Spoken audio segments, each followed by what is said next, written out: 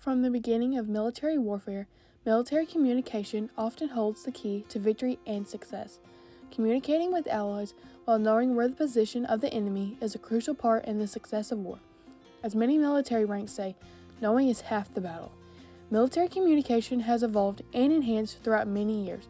Flaming arrows, smoke signals, messenger pigeons, and satellite enhancers are communication devices that are crucial during wartime efforts. During World War I, communication technology was changing at a rapid rate. For the first time in world history, a large portion of the world was using electricity, and this new source of power was utilized for communication in the form of telegraphs, telephones, signal lamps, and the radio. However, this technology was not always the most efficient way to communicate with Marines of the enemy lines. Weather, terrain, and the enemy had the ability to cut electric lines that connected the Marines to their commanders. While instant communication was preferred, Marines often had to use proven methods of communication, many that were previously invented during the Revolutionary War.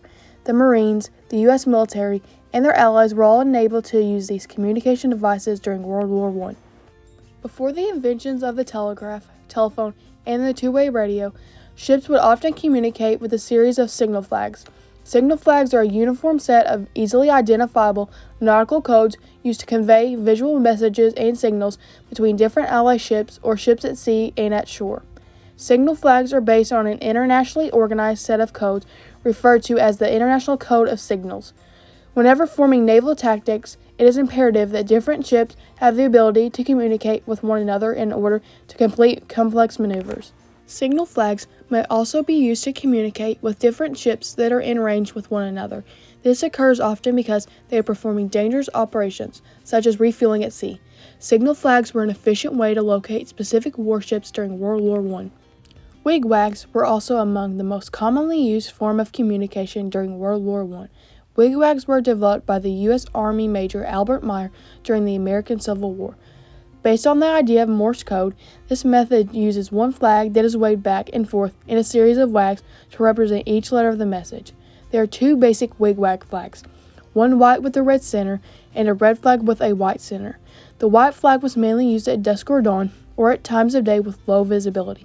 The predominantly red flag was used during days filled with sunshine. Each letter has three basic movements: to the left, to the right, or straight in front of the signalman. Since this new type of code was based upon Morse code, it could take up to 5 waves to represent one single letter. To the untrained eye, it looked as if the signalmen were wagging the flag around in no particular order, giving it the name wigwag. Marines utilized the wigwag through the end of World War I, and would change the more widely used system semaphore flags during World War II. Semaphore with flags was among the most commonly used communication device during World War I. Similar to Chapp's semaphore system, semaphore is a way of signaling used by the U.S. Navy, but instead of using signal flags that are hoisted far overhead, visual signals are conveyed with handheld flags or paddles that were heavily covered. Predominantly used for unofficial communication, semaphore could possibly be used between ships at sea that are trading goods for one another. Semaphore flags were usually square-shaped and were used for ship-to-ship communication. Sailors used the Oscar red and yellow flag. Land-based communication used a pop-up blue. The signalman used semaphore flags to convey a series of letters by extending his arms in various directions. The signal pattern resembles a clock face divided into 8 positions: up, down, out, high, low, for each left and right hand. Using the standard 26-letter alphabet, the sender would spell out each word of the message or send codes to letter groups. Semaphore messaging is easier to send and receive. A talented operator has the ability to send 12 to 15 words or code groups per minute. The electric telegraph was among the most popular and efficient communication device that was used during World War I.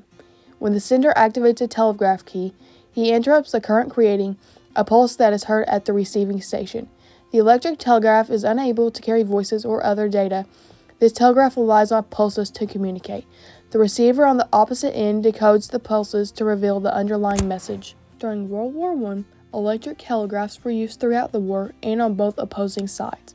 Telegraphs were used to communicate from the frontline trenches and officers and nation to nation throughout Europe and across the Atlantic. The telegraph enabled governments to instantly receive vital information on troop movements, who won battles throughout many countries, and other crucial information. Morse code is closely related to the electric telegraph. Morse code is the system of sending messages by a series of on and off tones or lights and clicks. Each letter is represented by a unique series of dots and long dashes. The duration of the dash is 3 times longer than the small dot. Each word is separated by silence, the same length as a long dash. It is highly important that the transmitter must be consistent, or the code can be misread, which can lead to devastating consequences. First adopted in Germany in 1905, the SOS 3-letter message quickly became the internationally recognized message for distress. SOS does not stand for anything in particular. This 3-letter message is easier to remember, which is crucial during wartime emergencies. SOS remains the official maritime distress signal. SOS was the support chain of the American Expeditionary Forces in France, Italy, England, and the Netherlands during World War I. SOS was activated on July 5, 1917, and was deactivated on August 31, 1919. Another form of communication used during World War I was signal lamps. Communication by signal lamps are similar to flag signals in the way of visual signals and is sometimes restricted by one lines of sight. Signal lamps are a focused lamp which can produce a pulse of light to send multiple messages. In large versions, this pulse is achieved by opening and closing shutters that are mounted at the front of a lamp via a manually operated pressure switch. With smaller handheld lamps, a mirror is titled by a trigger to focus the light into certain pulses. The light pulses transmitted by the signal lamp are the most often sent in the form of Morse code. Initially invented by the British Royal Navy in the late 19th century, signal lamps offer secure information during periods of radio silence where stealth is among vital importance. Heliograph communication is similar to signal lamps in the way that relays a message using flashing dots and dashes. Unlike an electricity-powered signal lamp, a heliograph transmits flashes of reflected sunlight. The heliograph is a simple and efficient way for instantaneous optical communication over long distances. The heliograph was mainly used to send messages in the Army and overland campaigns, such as World War I. The heliograph was mainly used for long-distance communication without a definite infrastructure during the Geronimo campaign and the U.S. Army forts throughout different countries. Heliograph equipment was also portable and required no restrictive power source, making it the easiest way of military communication during wartime. The telegraph was developed by correcting the electric telegraph. A telephone converts sound into electronic signals suitable transmission via cables or other transmission media over long distances. The first patent for the electric telephone was by Alexander Graham Bell in 1876.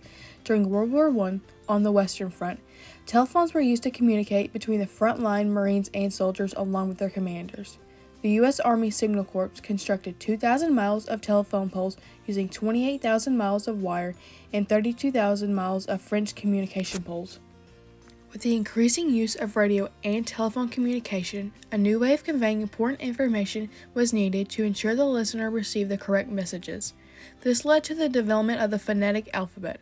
A phonetic alphabet is a list of words used to identify certain letters in a message transmitted by radio or a telephone. Words from an approved list are substituted for letters. For example, the word Marine would be Mike Alpha Romeo India November Echo when spelled out in the phonetic alphabet. World War I, each military branch had their own specific phonetic alphabet.